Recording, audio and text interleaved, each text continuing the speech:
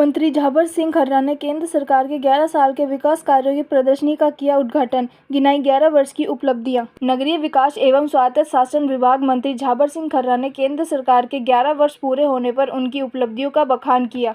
इस अवसर पर मंत्री झाबर सिंह खर्रा, रामविलास मीणा विधायक लालसोट, भागचंद सैनी विधायक बांदीकुई व डॉक्टर प्रभुदयाल शर्मा भाजपा जिला अध्यक्ष दौसा ने प्रधानमंत्री नरेंद्र मोदी के नेतृत्व की भाजपा सरकार के 11 वर्ष पूर्ण होने पर सरकार की उपलब्धियों को आम जनता के सामने पहुंचाने के लिए भाजपा जिला दौसा की ओर से लालसोट रोड स्थित नेहरू गार्डन दौसा में लगाई गई प्रदर्शनी का फीता काटकर उद्घाटन किया। इस अवसर पर मंत्री ने कहा कि प्रधानमंत्री नरेंद्र मोदी के नेतृत्व में 11 साल बेमिसाल रहे हैं। इस दौरान जितने भी विकास कार्य हुए हैं उनकी प्रदर्शनी जिला मुख्यालय पर लगाई गई है और विकास कार्य को इस प्रदर्शनी के माध्यम से प्रदर्शित किया गया है। भाजपा के जिला अध्यक्ष डॉक्टर प्रभुदयाल शर्मा ने कहा कि मोदी जी के सत्ता संभालने के बाद सफलतम कार्यों की इस प्रदर्शनी का उद्घाटन मंत्री जी ने किया है। देश के प्रधानमंत्री ने 11 साल में किस तरह देश की उन्नति प्रगति का काम किया है और इन कार्यों को इस प्रदर्शनी के माध्यम से बताया जा रहा है। इस समय हमारा संकल्प सिद्धि का अभियान चल रहा है। इस अवसर पर भागचंद सैनी विधायक बांदीकुई, शंकरलाल शर्मा पूर्व विधायक दौसा, भावना सैनी, पूरन सैनी, जितेंद्र तिवारी, जीतू बलेसरा, जसवंत बेनीवाल, विनोद सांवरिया, जगदीश कोठीवाला, आशा मीणा, चंद्रकला शर्मा, लक्ष्मी रेला सहित सैकड़ों कार्यकर्ता उपस्थित थे। इस अवसर पर दौसा नगर परिषद से संबंधित कुछ सवाल मंत्री खर्रा से किए गए। अब देखने वाली बात यह है कि क्या यूडीएच मंत्री उन सवालों पर कोई एक्शन लेंगे या आग पर ठीकरी रखकर दौसा की जनता के साथ अन्याय होने देते रहेंगे। दौसा से हेमंत के शर्मा की रिपोर्ट। माननीय नरेंद्र मोदी जी के नेतृत्व में भारत सरकार के 11 साल बेमिसाल रहे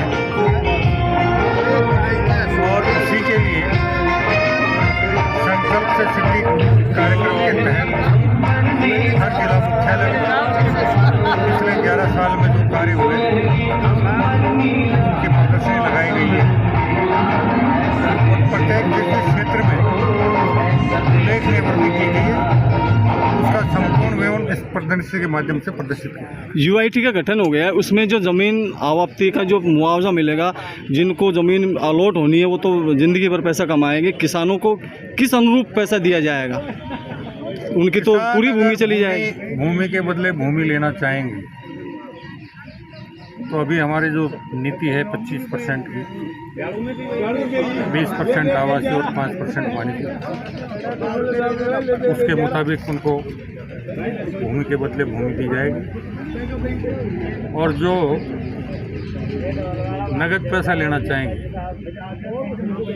वो भूमि अधिग्रहण और पुनर्वास कानून 2013 के प्रावधान के अनुसार उनको भूमि का किस हिसाब से मुआवजा देंगे या डीएलसी देंगे? कितना % देंगे? डीएलसी का दुगना क्या कम नहीं रहेगा उनके लिए?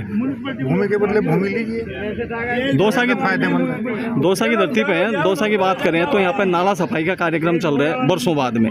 हालात ये है कि 45-50 लाख रुपए का टेंडर हुआ है, उसके बावजूद नाले भी तोड़ दिए गए हैं और जो सफाई होने में इतना भेदभाव हो रहा है कि जिन लोगों के आगे जो चबूतरे बने हैं काफ़ी लोगों के तोड़े जा रहे हैं और जिन लोगों से पैसे ले लेकर उनके नहीं तोड़े जा रहे हैं। ये एक बड़ी विडंबना की बात है दौसा के लिए। ये बात आपके माध्यम से मेरे संज्ञान में आई है। नालों की सफाई में अगर कोई भेदभाव हुआ तो मेरे आज जिला कलेक्टर से बात हुई है। जिला कलेक्टर सारी बातों को देखकर 5 दिन बाद थर्ड पार्टी इंस्पेक्शन के मार्फत जो भी वस्तुस्थिति होगी उसकी रिपोर्ट भेजेंगे और उस रिपोर्ट के आधार पर आगे कार्रवाई। दौसा में सफाई करने के यदि नोट शीट देखे जाए, उसका जो पेमेंट होता है, ऑब्जेक्शन लगा रखे हैं, जो जिम्मेदार आदमी ने ऑब्जेक्शन लगा रखे हैं, लेकिन नगर परिषद में फिर भी सफाई ठेकेदार को भुगतान किया गया है। नोट शीट का दी गया, इसे अध्ययन किया जाए तो साहब ये प्रकरण आपने पहली बार मेरे संज्ञान में दिया है। अगर ऐसा कोई प्रकरण है तो जो भी कोई दोष होगा उसके खिलाफ कार्रवाई। नगर परिषद हमेशा बजट का रोना रोती है। 132 आदमी संविदा पर लगा रखे हैं। यहाँ पर गिने चुने आदमी नगर परिषद हमेशा नजर आएंगे। सफाई कर्मी है जो संविदा पे लगे हुए हैं, संविदा पे क्या ठेकेदार के मार्फत लगे हुए हैं। और आज ही मैंने आयोग को निर्देशित किया है कि वो सफाई के लिए जितने कर्मचारी हैं वार्डवार उनकी जिम्मेदारी तय करें और वार्ड पार्षद उनके काम का अनुमोदन करने के पश्चात उनके भुगतान की कार्रवाई। कई कर्मचारी नगर परिषद में ऐसे हैं जिनको काम के बोझ तले डाला दावा गया है, उनसे काम समझ में नहीं आ रहा है। संस्थापन शाखा की बात करें, स्टोर की बात करें, तो उनको एक एक कर्मचारियों को चाहिए लोगों को इस तरीके से दिया जा रहा है, और जबकि इसमें कितने कर्मचारियों की पेमेंट हो रहा है, ये देखने की बात है साहब। और अगर इस संबंध में आपके पास कोई शिकायत हो तो प्रस्तुत कीजिए, निश्चित रूप से जांच करा के कार्रवाई। और कैलाश बाबू का काम कर रहा है नगर। सर क्या है